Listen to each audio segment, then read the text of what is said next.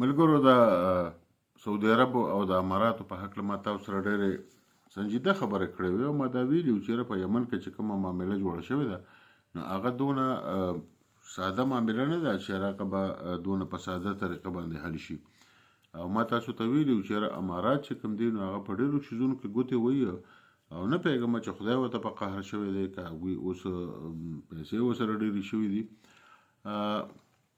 چې کله د یمن ځینې ځایونه سعودي عرب بمباري کړل د هغې نه پس اماراتو ته وویل چې تاسو په 40 غنټو کې دې ځای نه وځئ.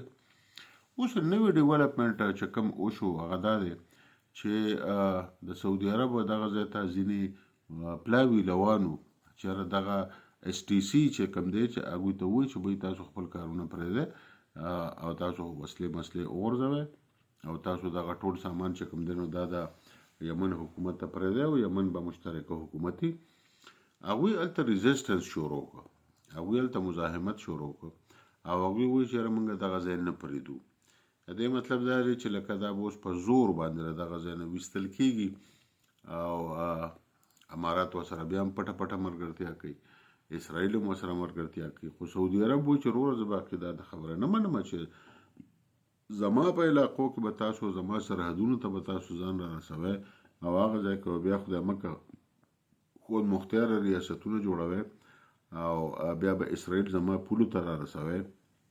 نو امارات دې وخت کې په ډېر سخت پوزیشن کې دي او وروستي راپورونه خو دا هم وایي چې د اماراتو یوه وړه شانتې برخه د شارجه چې هغه هم کیدای شي د خود مختاره اعلان وکړي او هغه هم د اماراتو نه بېله شي. دا ګوره ډېر غټ خبر دی. خو مخکې موږ دا ویلي چې اماراتو له نه دي پکار چې هغه د پاکستان سره مو چیړي او هغه د سعودي عرب سره مو چیړي. موږ خو ډېر وچیړلو. زمونږ خو په بلوچستان کې چې کوم حل کړ هغه ټوله دنیا ته پته را ګوادر را شاړ کړ، افغان طالبان را باندې راچولي دي، ترهګر را باندې راچولي دي. د کراچۍ ښار چې زمونږ کوم ځای ته ورسو د رڼاګانو ښار به ورته موږ هغې د تیارو ښار کړ. د کراچۍ بندرګاه را تقریبا شړه کړه او بي ایل ای هغوی سپورټ کوي، مجید برګیډ هغوی سپورټ کوي. دوی له چې کومه پیسې راځي که افغان طالبانو له راځي او که زمونږ نورو کسانو له ترهګرو له پیسې راځي نو دا د دوبۍ په ذریعه راځي، د ابودوبۍ په ذریعه راځي، د دوحا په ذریعه راځي. نو یو ښکلو جنګ هغوی موږ سره په پاکستان کې شروع کړو.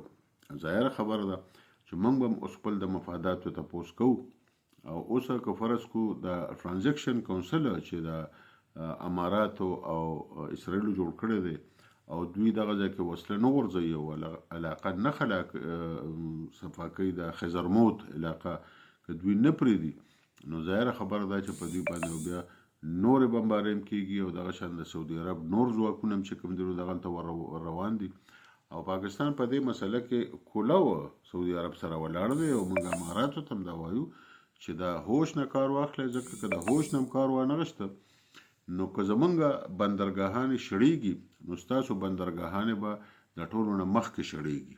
په دې خبره باندې ځان پوه کړئ. پاکستان په خپلو مفاداتو باندې نور هیڅ سمجوته نه کوي. افغان طالبان هم سنبال کړي، ټي ټي پي هم سنباله کړي، بي ایل ای هم سنباله کړي، هندوستان سره یارانې مارانې لږې کمې کړي. دغه شان چې په کراچۍ کې ګوتې مه وهئ، په ګوادر کې ګوتې مه وهئ او د سعودي عرب په پولو کې هم ګوتې مه وهئ. نو په دې کې ستاسو خیر دی، پیسې رسره دي، ښه په بر بیډ باندې ژوند تېروئ. خو ګوره دا علاقایي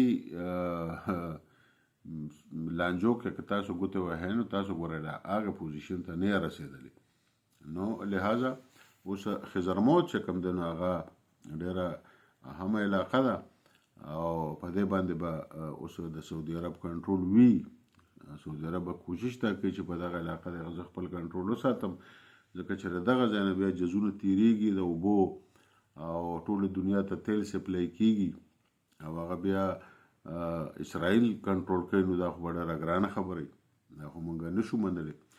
بهرحال ما تاسو ته څو ځله مخکې ویلي وو، 2-3 ورځې مخکې مې هم درته ویلي وو چې دا معامله لا ختمه نه ده، دا معامله به حتمي انجام ته رسي. خو انشاءالله تعالی چې رسي نو د سعودي عرب او د پاکستان په ګټه به رسي. او که اماراتو سوچ ونه کړ نو د هغوی په تاوان به تمامیږي.